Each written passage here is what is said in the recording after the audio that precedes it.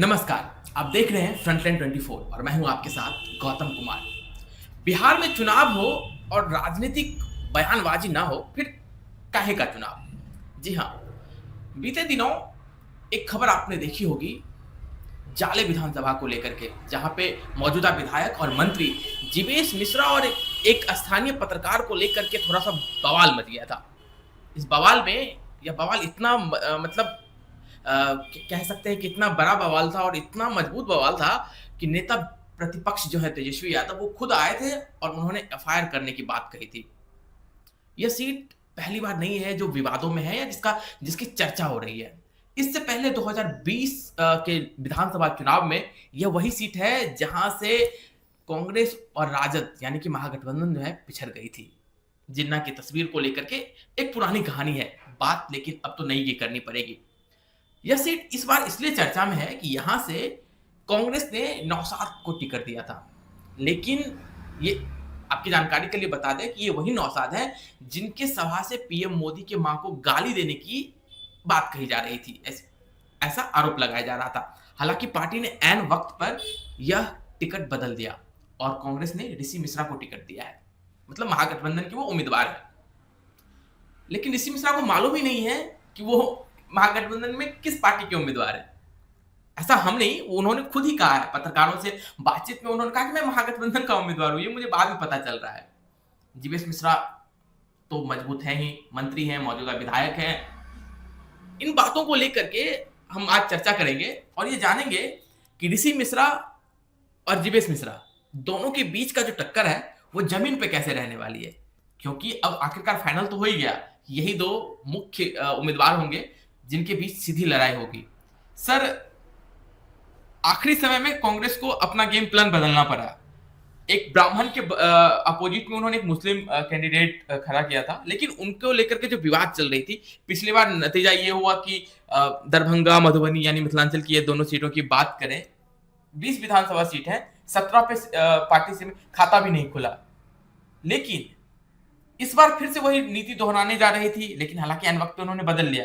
लेकिन जो विपक्ष के महागठबंधन के जो उम्मीदवार है उनको पता ही नहीं है मैं उम्मीदवार हूं। हालांकि इन सब के बीच जो सवाल सामने आ रहा है वो सवाल ये है कि कैसा टक्कर देखने को देख रहे हैं, दो ब्राह्मण प्रत्याशी आमने सामने हैं। देखिए, जाले विधानसभा का चुनाव हमेशा काफ़ी चर्चित रहता है, काफ़ी चर्चा में वहाँ का चुनाव रहा है और बहुत कांटे की टक्कर होती रही है वहाँ। आज से नहीं, पिछले 5, 6, 10 चुनाव को आप ले लें तो वहाँ पर लड़ाई जो है सो कांटे की होती है और कसमकस लड़ाई होती है। रही बात कि इस बार जो विधानसभा का चुनाव हो रहा है तो एनडीए गठबंधन से भाजपा के जीवेश मिश्रा जो विधायक भी हैं, मंत्री भी हैं, काफ़ी सशक्त माने जाते हैं और राजनीति के चतुर खिलाड़ी हैं, वो उनकी पकड़ भी मजबूत है। वहाँ दूसरी बार वो विधायक बने हैं, तीसरी मैदान में है। तो ऋषि मिश्रा के बारे में आपने कहा कि उनको खुद पता नहीं था कि हमको राजद से टिकट मिला है या कांग्रेस से। इसमें सच्चाई ये है कि ऋषि मिश्रा बहुत दिनों से प्रयासरत थे। पहले वो कांग्रेस में ही थे, फिर बाद में राजद में चले गए। उन्हें भरोसा था और तेजस्वी ने उन्हें भरोसा दिया था कि आप तैयारी करें, टिकट आपको जरूर मिलेगा। लेकिन जब सीट शेयरिंग हुआ तो जाले कांग्रेस कोटे में चला गया जाले का सीट, और वहां से नौशाद को दिया गया। सही बात है कि नौशाद के ऊपर एक आरोप था कि उनकी सभा में इस तरह की घटना घटी थी और प्रधानमंत्री की मां को गाली दिया गया था। इस बात को लेकर कांग्रेस को जब इस पूरी जानकारी मिली तो उनका टिकट बदल दिया गया। आनन फानन में ऋषि मिश्रा को अंतिम दिन कल सो सिंबल दिया गया और उन्होंने आनन फानन में जाके ये मतलब क्या नामांकन किया। बतौर कांग्रेस प्रत्याशी के रूप में उन्होंने किया। राजद की सदस्यता छोड़े, कांग्रेस की सदस्यता लिए, ये भी किसी को जानकारी नहीं है, लेकिन सिंबल मिला है उनको कांग्रेस का। अब बात रही कि वहाँ मतलब क्या कहते हैं जीवेश मिश्रा और ऋषि मिश्रा के बीच पहले से ही हमेशा टकराव रहा है, राजनीतिक टकराव हमेशा होता रहा है। इससे पहले विजय मिश्रा थे, जो ऋषि मिश्रा के पिताजी हैं, उनसे होता, वो लगातार वहाँ विधायक हुए हैं 3 बार। और इस बार जो ये हुआ है, ऋषि मिश्रा को उतारा गया है फाइनली, तो जीवेश मिश्रा और ऋषि मिश्रा में कांटे का टक्कर होना तय है। लेकिन ऋषि मिश्रा को लेकर ऋषि मिश्रा को थोड़ा नुकसान हो सकता है कि जाले में मुस्लिम मतदाताओं की संख्या अच्छी खासी है और मुस्लिम को टिकट देकर टिकट वापस ले लिया गया। इसको लेकर जाले में मुस्लिम क्षेत्र में, खासकर मुस्लिम मतदाताओं में नाराजगी देखी जा रही है। इससे पहले भी पिछले चुनाव में इन्होंने एक विवादित बयान दे दिया था ऋषि मिश्रा, जिसकी चर्चा विगत 5 वर्षों तक होती रही। वो खुद परेशान थे कि हमने क्या बोल दिया। तो इसको लेकर भी इन वर्गों में ऋषि मिश्रा को लेकर थोड़ी सी नाराजगी है। अब इस नाराजगी को अगर दूर कर लिए और मुस्लिम मतदाताओं को रिझाने में सफल हो गए, तब तो जीवेश मिश्रा को कड़ी टक्कर देंगे। नहीं, अगर मुस्लिम मतदाता बिदक गए या किसी और की तरफ चले गए या उदासीन हो गए, तो ऋषि मिश्रा के लिए जाले जीतना मुश्किल हो जाएगा।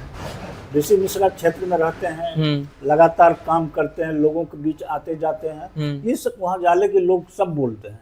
लेकिन जो डैशिंग पर्सनालिटी होना चाहिए जो जीवेश मिश्रा का है, वो पर्सनालिटी इनका नहीं हो पाया है, ऋषि मिश्रा का। लेकिन वहाँ ब्राह्मणों की संख्या अधिक है, लोगों का झुकाव ललित बाबू के कारण, डॉक्टर जगन्नाथ मिश्रा के कारण, विजय बाबू के कारण ऋषि मिश्रा के तरफ जरूर है। लेकिन यह कितना रहेगा यह समय बताएगा। ये स्थिति है वहाँ, ये कांटे की टक्कर है। और जाले का जो चुनाव है, वहां से जन स्वराज्य का अति पिछड़ा चेहरा को उतार दिया है।